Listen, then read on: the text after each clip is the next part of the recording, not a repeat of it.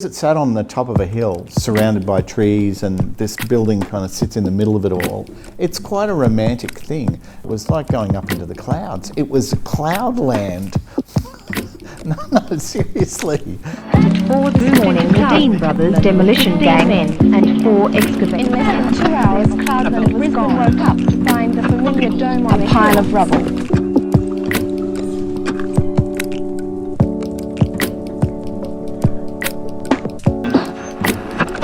The formal opening ceremony took place in the main hall.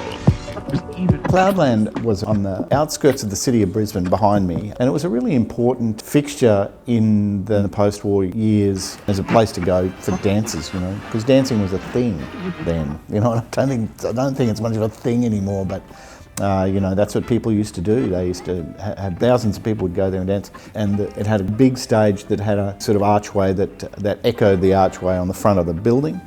I guess right through the 50s it was still a really important part of Brisbane's kind of nightlife. Lots of people met there, you know, the beginnings of relationships and families and a whole sort of thread of Brisbane cultural life that kind of runs through the building. When we were there, it was kind of maybe not in its heyday. A lot of the mezzanine was sort of like closed off, so upstairs was quite dark, and really it was just the big dance floor and the bars and the stage that were being used. So even though it was a little bit dilapidated, that's not a problem for a bunch of people who were kind of dilapidated anyway.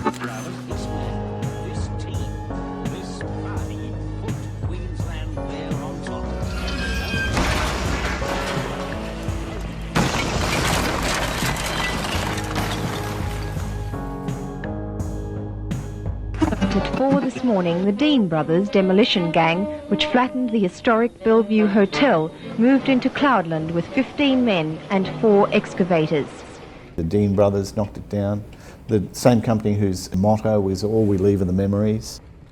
By the morning, it was all gone. It was raised in this really dramatic way in that it was, because it was a timber building, it all just sort of, it was very easy and quick to knock down.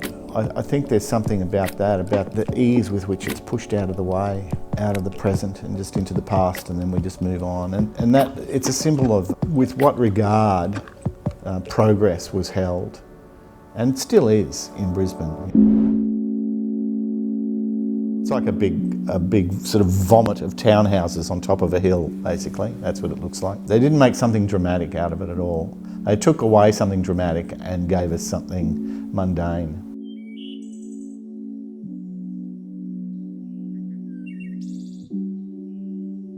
The Cloudland thing, it's just part of a long stream of lack of interest in, I think, things that mean something to the people, but they're so important because, you know, driving past a place like that, you see that place out of the corner of your eye, or you're driving past with your child and you go, now that's Cloudland. And stories come up, you know, there are always stories.